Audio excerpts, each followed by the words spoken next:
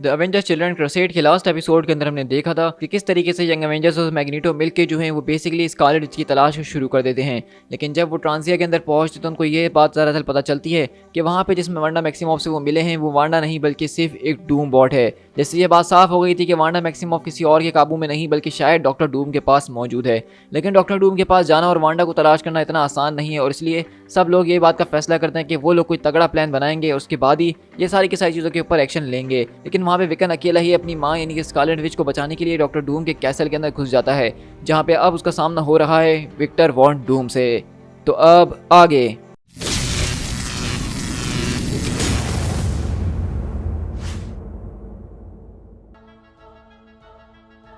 तो इसी तरह हम देखते हैं कि यहाँ पे बेसिकली डॉक्टर डूम जो है वो विकन के सामने आ चुके हैं और अपने ज़बरदस्त तरीके के मैजिक का इस्तेमाल करते हुए उसके ऊपर अटैक कर रहे हैं और कहते हैं तुम्हें कभी यहाँ पे आना ही नहीं चाहिए था। और विकन कहता है कि आपको कभी उसको किडनैप नहीं करना चाहिए था।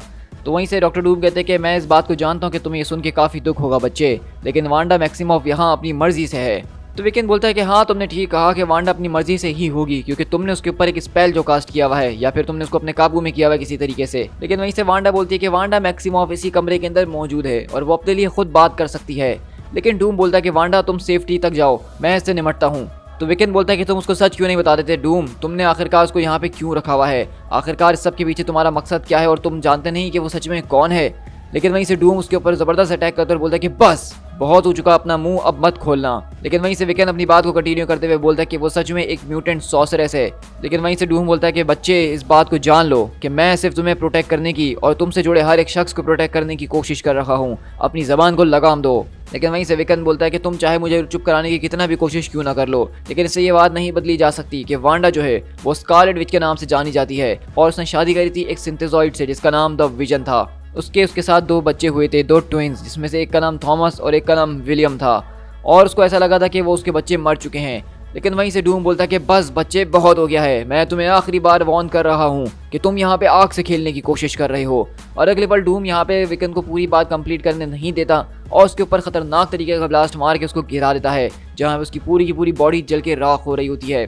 तो वहीं से वांडा बोलती है कि तुम आखिरकार ये कर क्या रहे हो, वो सिर्फ एक बच्चा है और वो मुझे यहाँ बिल्कुल भी हार्म पहुँचाने के लिए नहीं आया है। तो विक्टर बोलता है कि तुम मेरी जान हर किसी के ऊपर बहुत जल्दी विश्वास कर लेती हो, यहाँ तक कि मुझ पे भी। कल जो है तुम्हारी शादी लैटविया के राजा से होने वाली है और उसके बाद हर एक शख्स जो है वो तुम्हारा दुश्मन बन जाएगा और तुम्हें इस बात को जानना होगा कि कौन तुम्हारा दुश्मन और मेरा दुश्मन है और कौन तुम्हारा साथी है। तो इसलिए अगर तुम इन सब चीज़ों को ध्यान में रखना चाहती हो तो मैं तुमसे कहता हूँ कि तुम एक बार फिर सोच लो, क्या तुम वाकई में मुझसे शादी करना चाहती हो, क्योंकि मेरे दुश्मन बहुत ज़्यादा हैं। तो वहीं से वांडा कहती है कि अगर तुम्हारे दुश्मन हैं तो वो सिर्फ इस वजह से हैं क्योंकि वो नहीं जानते कि तुम कैसे हो, जिस तरह से मैं तुम्हें जानती हूँ। तुमने मेरी जान बचाई है विक्टर, तुमने हम सबको सेफ रखा है और कल की शादी के बाद ऐसा कुछ भी नहीं होने वाला जो कि हम दोनों के बीच में आ सके।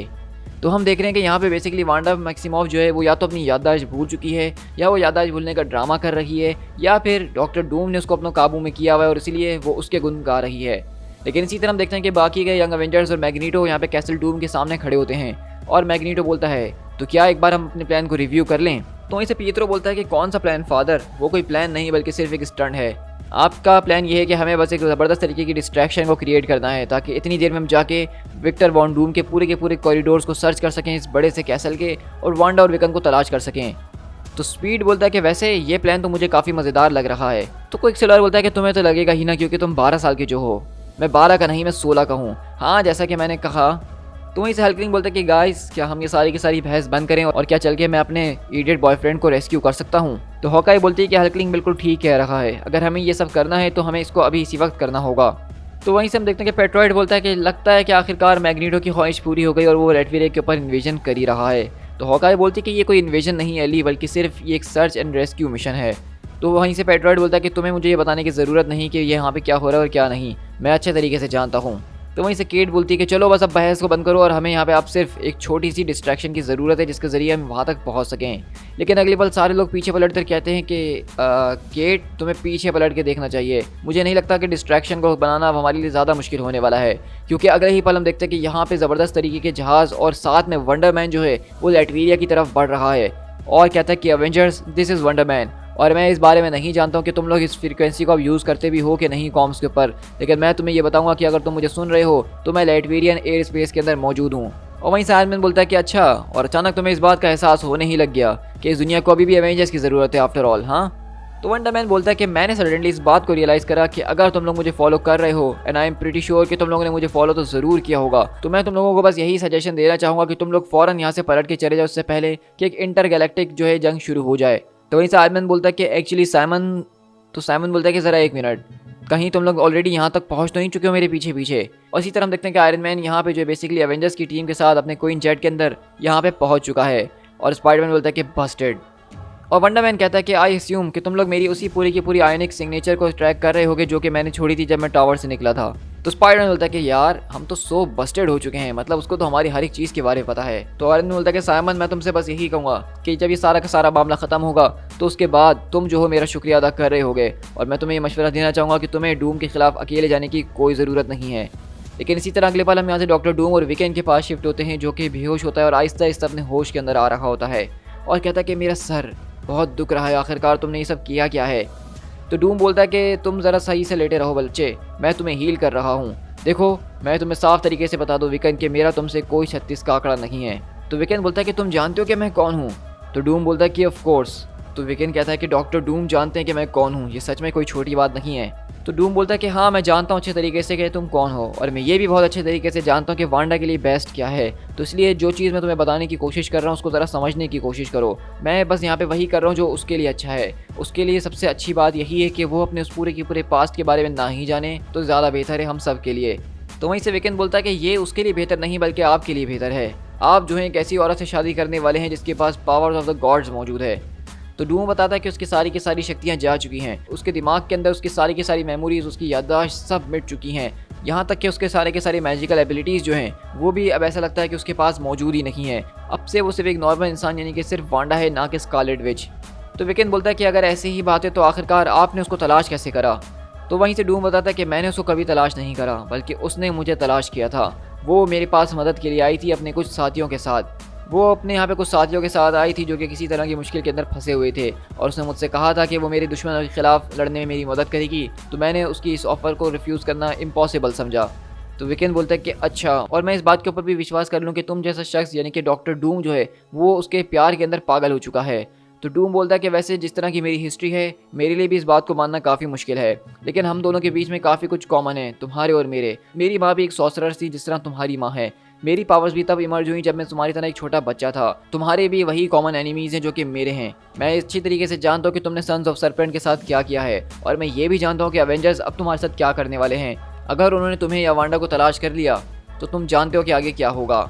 तो इसलिए मैं तुम्हें यहाँ पे प्रोटेक्शन की ऑफ़र कर रहा हूँ। कल की शादी में तुम मेरे गेस्ट बनकर आओ, तुम अपनी माँ और मेरी शादी में जो हो शरीक हो सकते हो, और तुम जब तक चाहो यहाँ पर रह सकते हो, और जब तक तुम यहाँ पे रहोगे तुम मेरी प्रोटेक्शन के अंदर रहोगे। तो विकेन बोलता है कि अगर मैं यहाँ रहना ना चाहूँ, अगर मैं इसको रिफ्यूज़ कर दूँ, तो डूम कहता है कि ये तुम्हारी चॉइस है विकेन, लेकिन तुम चाहो तो मेरे मेहमान बन के रह सकते हो या मेरे कैदी। और इस बात को जान लो कि ये स्पेल जो मैंने कास्ट करा है सिर्फ तुम्हें हील करने के लिए नहीं था, बल्कि मैंने तुमसे तुम्हारी सारी की सारी शक्तियों को भी छीन लिया है।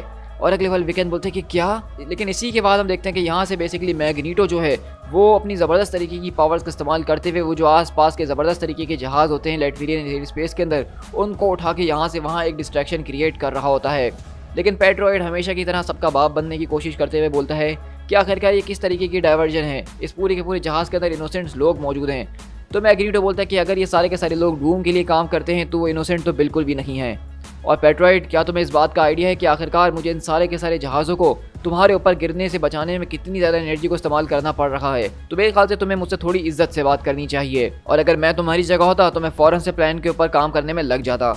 तो इसी तरह हम देखते हैं कि अगले पल यहाँ पे बाकी के सारे यंग एवेंजर्स के मेंबर्स स्पीड और क्विकसिल्वर के साथ सीधा तेज़ी से जाते हैं कैसल डूम की तरफ। और वहीं से क्विकसिल्वर बताता है कि डूम के फोर्ट्रेस को एक्सेस करने के बहुत ज़्यादा तरीके जो कि अंडरग्राउंड से जाते हैं, जो सीधा हमें लैटविरिया से लेके उसके कैसल के अंदर ले जाएंगे। लेकिन असल चीज़ उसके दरवाजे हैं, उसके दरवाज़ों को पार किए बगैर हम अंदर नहीं घुस सकते हैं। हल्कलिंग और हॉकाई जो है वो स्पीड के साथ जाएंगे, और स्ट्रेचर और पेट्रोइड को मैं अपने साथ लेके जाऊँगा। स्पीड और मैं जो है वाइब्रेट करेंगे ताकि हम उन दरवाज़ों के आर पार जा सकें। मीनवाइल विजन जो है वो अपनी पावर्स का इस्तेमाल करके फेज़ इन होगा और वहाँ के डूम के सारे सिक्योरिटी सिस्टम्स को छेड़छाड़ करने की कोशिश करेगा। क्या ये प्लान क्लियर है सबको? क्या तुम लोग मेरी बात को सुन भी रहे हो बच्चे, कि नहीं सुन रहे? वेल, आखिरकार इस प्लान से ज़्यादा इंपॉर्टेंट कौन सी बात है जो कि तुम लोग टिक टिकी बांध के देख रहे हो? अब आखिरकार मेरे फादर ने किया क्या है? लेकिन वहीं से स्पीड आता और कहता है कि लुक्स लाइक कि आप बिल्कुल ठीक कह रहे थे अंकल पीट कि हमें जो एक बेहतर प्लान की ज़रूरत है, क्योंकि अगले ही पल हम देखते हैं कि वहाँ पे दरअसल कोई और नहीं बल्कि अवेंजर्स भी अब पहुँच चुके हैं, जिसके अंदर Iron Man, Miss Marvel, Wonder Man, Captain America, Luke Cage और हमारा स्पाइडरमैन मौजूद है। और अगले पल हम यहाँ से वीकेंड के पास शिफ्ट हो तो वो यहाँ सोफे पे बैठ के अपनी मेडिटेशन वगैरह कर रहा है और वो बार बार यही कह रहा है कि I want my powers back, I want my powers back, क्योंकि आप जानते हैं कि वीकेंड का मैजिक का इस्तेमाल करने का तरीका यही है कि वो एक बात को बार बार दोहराता और वो हो जाती है खुद ब खुद। लेकिन अगले पल हम देखते हैं कि वांडा यहाँ पे अपनी शादी के कॉस्ट्यूम के अंदर आती है और कहती है क्या तुम्हें ये पसंद आया? तो वीकेंड बोलता है कि ये तो परफेक्ट है।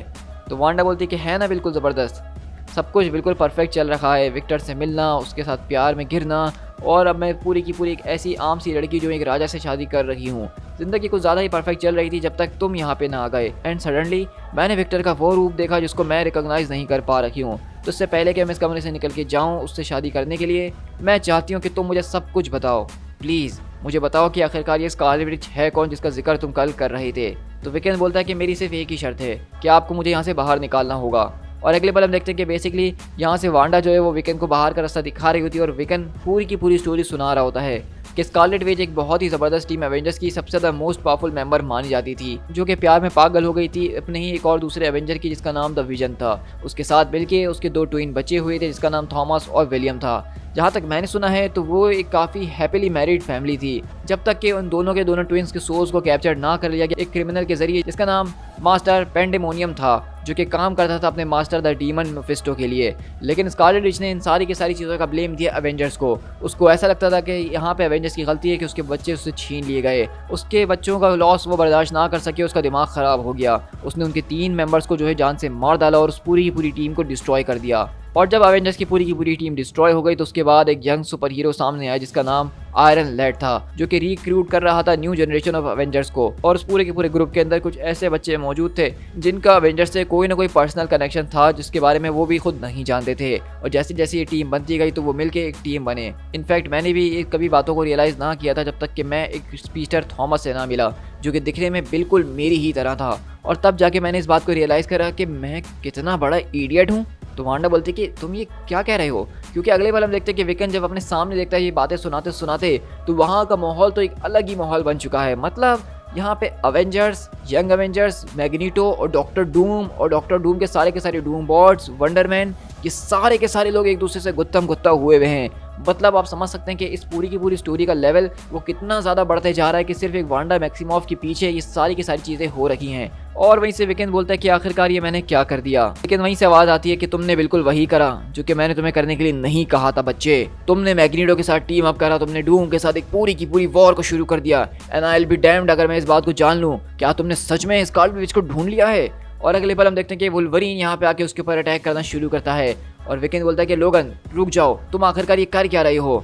तो लोगन बोलता है कि तुम्हें देख के क्या लग रहा है, मैं दुनिया को बचा रहा हूँ।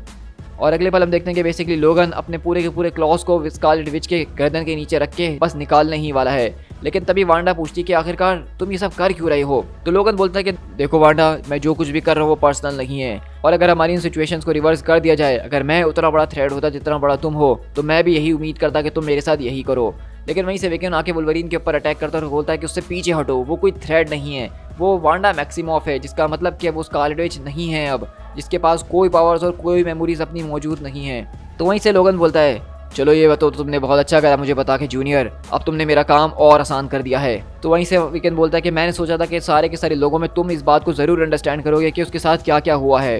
तो लोगन बोलता है कि ओह हाँ, मैं अंडरस्टैंड करता हूँ, मैं सिंपैथाइज भी करता हूँ, लेकिन ये सारी की सारी बातें इस फैक्ट को नहीं बदल सकती हैं कि यही वो औरत है जिसने सारे के सारे म्यूटेंट स्पीशीज़ को दुनिया से मिटा दिया है, वो भी सिर्फ 3 अल्फाज बोल के, नो मोर म्यूटेंट्स। क्या मैंने ठीक कहा वांडा?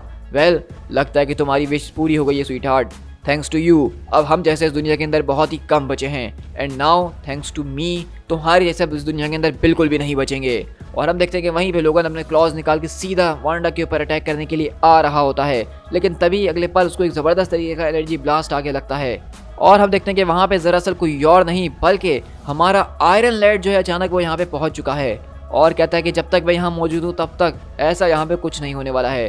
मैं वापसी लौट कर आ चुका हूँ बिली, और मैं यहाँ पे तुम्हें प्रोटेक्ट करने के लिए आया हूँ, क्योंकि सारा का सारा फ्यूचर इसी चीज़ के ऊपर डिपेंड करता है। To be continued.